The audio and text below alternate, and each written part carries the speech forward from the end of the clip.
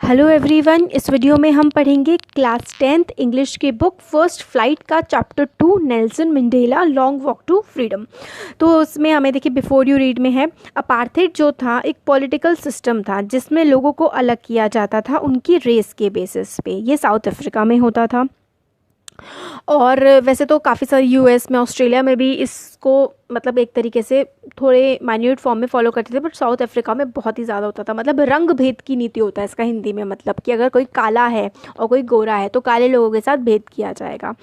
और Nelson Mandela ने जो है काफ़ी लड़ाई लड़ी थी इस रेशियल सेग्रीगेशन के ख़िलाफ़, और इनकी ऑटोबायोग्राफी है, इन्होंने खुद ही ये जो है अपने बारे में लिखा था, उसी का ही ये एक पार्ट हमें इस चैप्टर में पढ़ने के लिए मिलता है। तो नेल्सन मंडेला पहले साउथ अफ्रीका के फर्स्ट ब्लैक प्रेसिडेंट बने थे ऐसे देश में जिसमें 300 सालों से भी ज़्यादा एक सेंचुरी में 100 साल होते हैं, तो 300 सालों से भी ज़्यादा वाइट लोगों का, सफ़ेद जो चमड़ी के लोग होते हैं, उनका रूल था।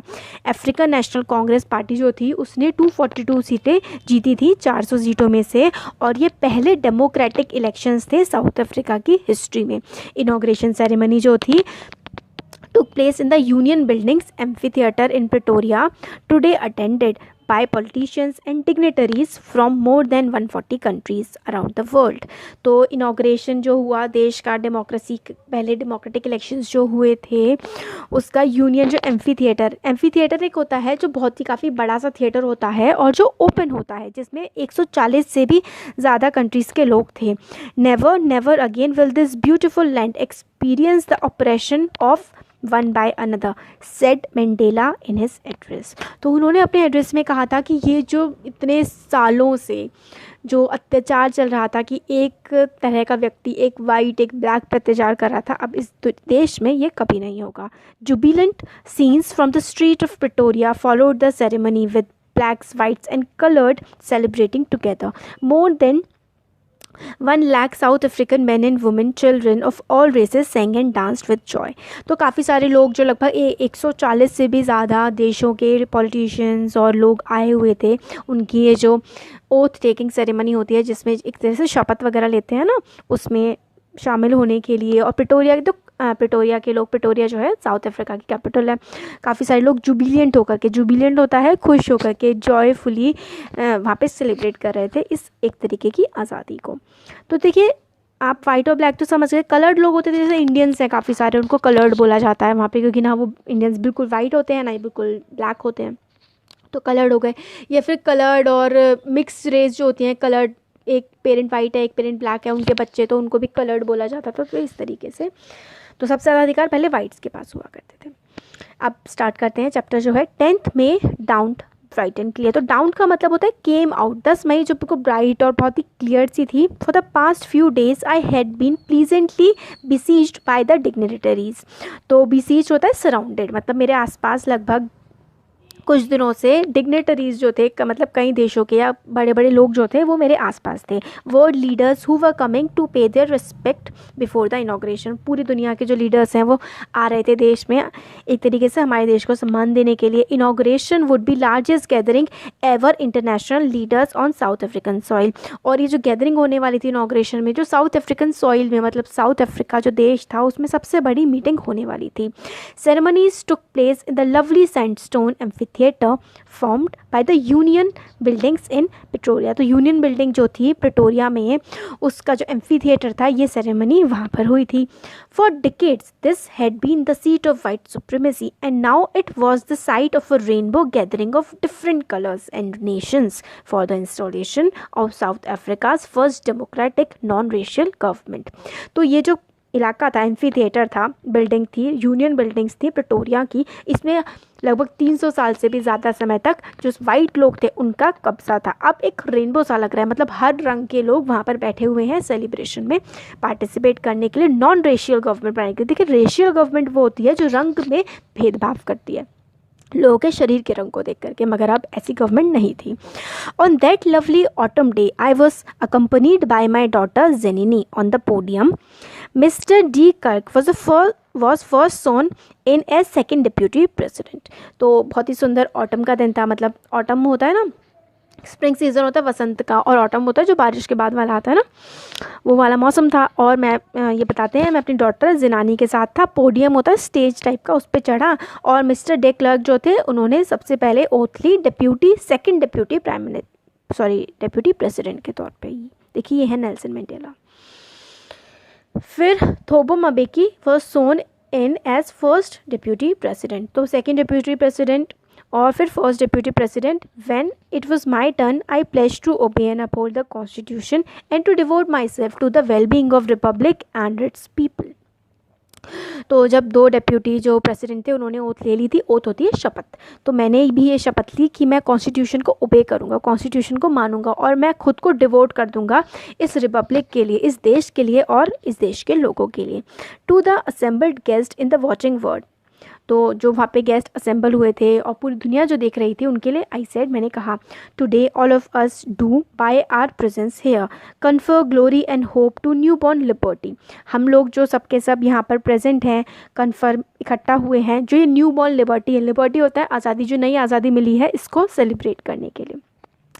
Out of the experience of an extraordinary human disaster that lasted too long must be born a society of which all humanity will be proud। और ये जो टाइम आया है, ये इतने बड़े ह्यूमन डिज़ास्टर के बाद, देखिए ह्यूमन डिज़ास्टर इसे इसलिए बोला गया क्योंकि एक इंसान ही इंसान के साथ इतना बुरी तरीके से भेदभाव करता है, और मतलब रंग को देख करके एक इंसान के साथ इंसान की तरह बर्ताव नहीं किया जा सकता। ये जो हो रहा था ये गलत था और अब ये ख़त्म हो गया है। We who were outlaws not so long ago have today been given the rare privilege to host the nations of the world on our own soil। मतलब हमें प्रिविलेज नहीं मिली थी इससे पहले, और आज हम ही लोग जो हैं अपने देश की मिट्टी पर पूरी दुनिया के लोगों को वेलकम कर रहे हैं, होस्ट कर रहे हैं। We thank all of our distinguished international guest for having come to take possession with the people of a country of what is after all a common victory for justice peace for human dignity. और वो बोलते हैं कि सब लोग जो इकट्ठा हुए हैं यहाँ पर हम सब के लिए जीत है, जस्टिस की, न्याय की, शांति की और ह्यूमन डिग्निटी की, एक इंसानी इज्जत की ये जीत है। We have at last achieved our political emancipation. Emancipation का मतलब होता है फ्रीडम फ्रॉम एनी रिस्ट्रिक्शंस, मतलब जो भी आप लोगों पे कानून लगाए जाते हैं उससे फ्रीडम मिल जाना होता है political emancipation. We pledge ourselves to liberate all our people from the continuing bondage of poverty, deprivation, suffering, gender and other discrimination. और हम लोग अपने देश के लोगों को बॉन्डेज से बाहर निकाल पाएंगे। पॉवर्टी होता है गरीबी, डेप्रिवेशन मतलब किसी को हक छीनना किसी से, जो सफ़र कर रहे हैं, जो सह रहे हैं। जेंडर डिस्क्रिमिनेशन मतलब जेंडर, औरत और आदमी में भेदभाव, जैसे कि रंग भेद की नीति, इस तरीके से हर तरीके के भेदभाव से हम खुद को ऊपर उठा पाएँ, वो ऐसा बोलते हैं। Never never and never again shall it be that this beautiful land will again experience the oppression of one by other. वो होप करते हैं कि अब कभी भी ऐसा ना हो कि ये जो इतनी सुंदर धरती है इसमें एक रेस को या एक तरह के लोगों को दूसरे तरीके के लोगों से, मतलब ऑपरेशन होता है दबाव या किसी के साथ गलत करना, वो ऐसा कुछ भी झेलना पड़े। The sun shall never set on so glorious a human achievement, let freedom reign, God bless Africa. तो ये था कि जो सन है, जो सूरज है, वो कभी भी ना ढले और हमारी जो अचीवमेंट्स हैं वो एक तरह से बढ़ती जाएं, और गॉड जो है भगवान अपनी कृपा रखें अफ्रीका पे। तो यही है इसमें। अब आगे देखते हैं इसमें। Few moments later we all lifted our eyes in awe as a spectacular array of South African jets, helicopters and troops carried roared in perfect formation over the Union Buildings. फिर थोड़ी देर बाद हम लोगों ने ऊपर की तरफ देखा, तो जैसे कि आप अपने हमारा जो इंडिपेंडेंस डे होता है उसमें भी रिपब्लिक डे में जेट्स और एरोप्लेन्स वगैरह आते हैं, इसी तरीके से एरोप्लेन्स आए, वो थे ना एक मार्च टाइप की करते हैं प्लेन से, तो सब ऊपर देख रहे थे, जो बिल्डिंग पे असेंबली चल रही थी उससे ऊपर सब देख रहे थे। It was not only display of pinpoint precision and military force but demonstration of military's loyalty to democracy. तो ये सिर्फ एक मिलिट्री का पोजीशन नहीं था कि मिलिट्री फोर्स दिखाना सबको, मगर मिलिट्री का जो पोजीशन था, जो मिलिट्री का एयरफोर्स दिखा रही थी, वो ये था कि जो मिलिट्री है वो लॉयल्टी दिखा रही है, वो दिखा रही है कि वो जो डेमोक्रेसी बनी है वो उसके साथ है। To the new government that had been freely and fairly elected, उस गवर्नमेंट के साथ है वो आर्मी जिसको बिल्कुल फ्री और अच्छे तरीके से लोगों ने ही इलेक्ट किया है।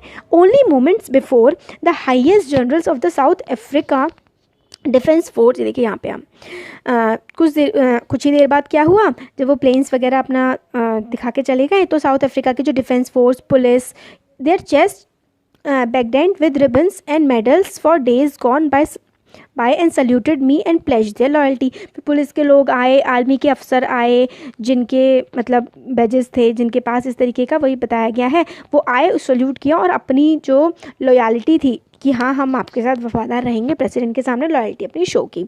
आई was not unmindful of the fact that not so many years before they would have not saluted but arrested me.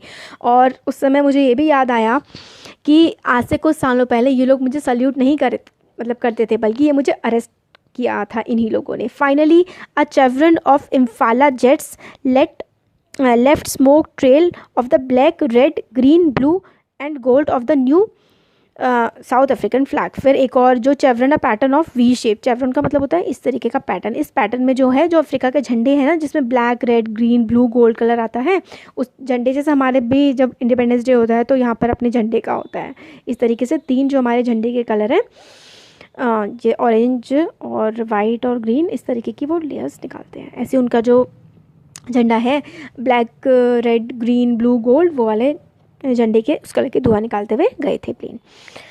Day was symbolized for me by playing of our 2 national anthem and the vision of white singing Nakoshi Shilel Ifrika and black singing Dies Dem, the old anthem of the republic। तो 2 songs गाए गए, जैसे हमारे देश में तो एक ही है जनगणमन, उनके वहाँ एक वाइट्स वाला गाया गया और एक ब्लैक्स वाला, दोनों का गाया गया जो सॉन्ग है। Although the day never group knew the lyrics of the anthem they once despised, they would soon know the words by heart। despise होता है had a very low opinion of। एक दिन मतलब एक टाइम पर जो white लोग बहुत ही लो ओपिनियन रखा करते थे ब्लैक लोगों के बारे में और अच्छा नहीं मानते थे, फिर एक दिन ऐसा भी आएगा, पहले वो ऐसा अच्छा नहीं मानते थे ब्लैक लोगों को, मगर एक टाइम बाद वो बाय हार्ट उन्हीं चीज़ों को लर्न भी कर लेंगे, उसी नेशनल एंथम को। On the day of the inauguration, I was overwhelmed with the sense of history, मतलब ओवरवेलम हो गया, मतलब एक तरह से भावुक हो जाना, जो हिस्ट्री रही है देश की। In the first decade of the 20th century, few years after bitter Anglo-Boer war and before my own birth, white-skinned people of South Africa patched up their differences and erected a system of racial domination against the dark-skinned people। तो ये था कि उनको याद आता है कि जब वो पैदा भी नहीं हुए थे उससे कई साल पहले 20th सेंचुरी में बोयर वॉर्स हुई थी, एंग्लो बोयर वॉर्स, बोयर इलाका है वहाँ पे, तो ये वॉर हुई थी उनके बहुत से भी पहले, और अफ्रीका लोगों पे मतलब एक पैच लगा दिया था, धब्बा टाइप का लगा दिया गया था भेदभाव का, जिसमें ऐसा सिस्टम बन गया था रेशियल डोमिनेशन। रेस होती है ना कि आप कैसे दिखते हैं, कहाँ को बिलोंग करते हैं, वो आपकी एक रेस होती है, आपकी कहते हैं ना किस नस्ल का है। इंसानों की भी नस्लें होती हैं जानवरों की तरह, देख लीजिए आप, इसी ऐसे ही होता है, अब क्या कर सकते हैं। तो डार्क स्किन पीपल जो काले लोग थे, उनको मतलब उनके खुद के लैंड में उनके साथ भेदभाव किया जाता था, बुरा बर्ताव किया जाता था, क्योंकि जो देखिए अफ्रीका है वो तो ब्लैक लोगों का ही लैंड है, उनकी अपनी ज़मीन है। जैसे हम इंडियंस हैं, यहाँ के रहने वाले हैं, हमारे पूर्वज यहीं के थे, तो उनके वहाँ उनके पूर्वज वहाँ के थे, मगर फिर भी जो बाहर से आए लोग थे वाइट्स, उनके साथ भेदभाव किया करते थे। Structure they created form the basis of one of the hardest most inhuman societies the world has ever known. तो जो स्ट्रक्चर जैसा उन लोगों ने क्रिएट कर दिया था वाइट्स ने, ऐसा में इतना बुरा था वो, और इतना बुरा बर्ताव किया जाता था। इनह्यूमन सोसाइटीज़, इनह्यूमन बिहेवियर मतलब जो ह्यूमन जैसा ना हो, ऐसा ख़राब बिहेवियर किया जाता था जो पूरे वर्ल्ड की सोसाइटी ने ना देखा हो। Now in the last decade of the 20th century and my own 8th decade as a man, that system had been overturned forever and replaced by one that was recognized the right of freedom of all people regardless of the color of their skin। और फिर अब जो है, मगर ये जो पुराना system था जिसमें लोगों के साथ भेदभाव किया जाता था, उसको हटा दिया गया है और अब भेदभाव की नीति को ख़त्म कर दिया गया है। मतलब जो रंग के, शरीर के रंग के आधार पर जो भेदभाव किया जाता था, अब वो ख़त्म हो चुका है। आगे है इसमें, that day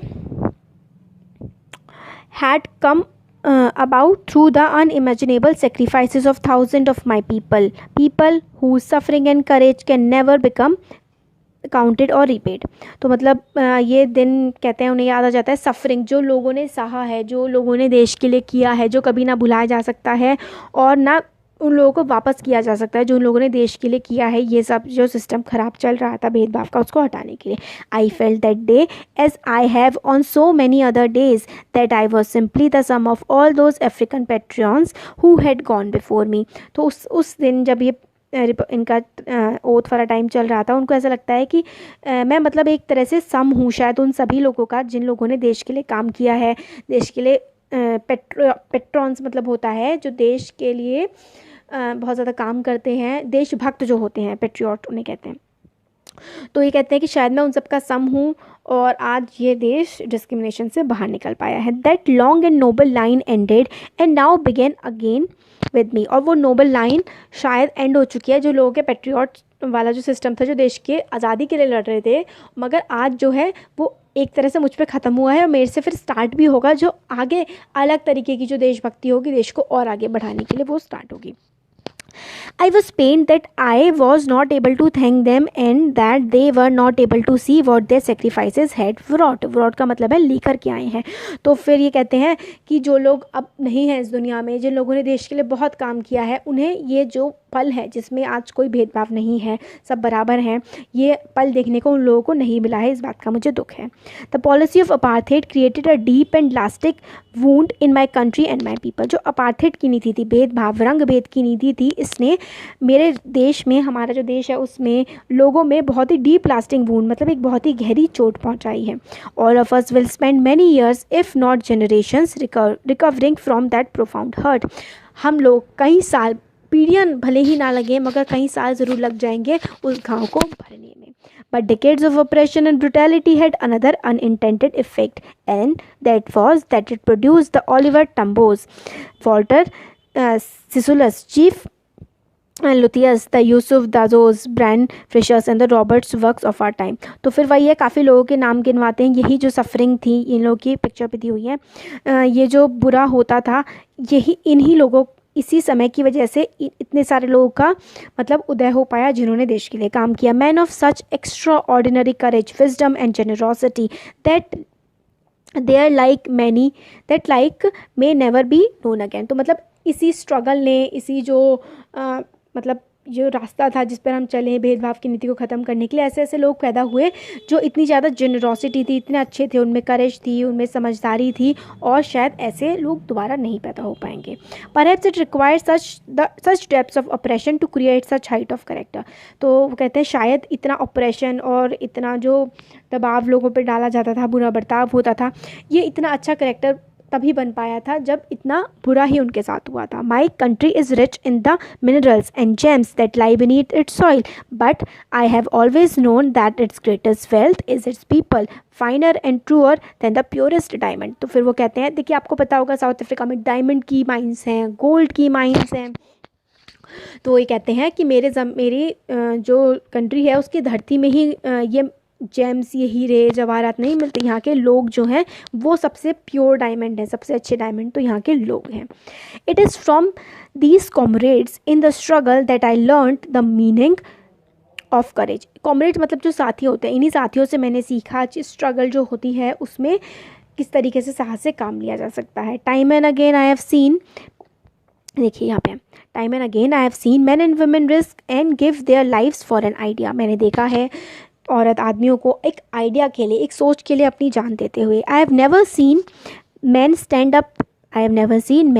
up to attacks and torture without breaking, showing a strength and resilience that defies the imagination.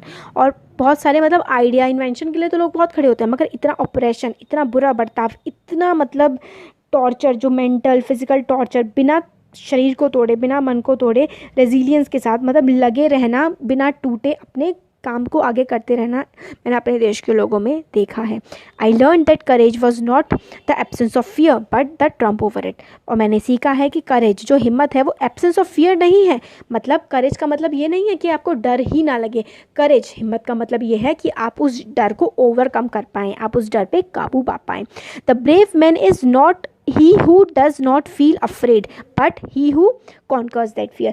brave men, साहसी लोग वो नहीं होते जिनको डर नहीं लगता. साहसी लोग वो होते हैं जो इस डर को काबू पा लेते हैं, डर पे, और इससे आगे बढ़ जाते हैं.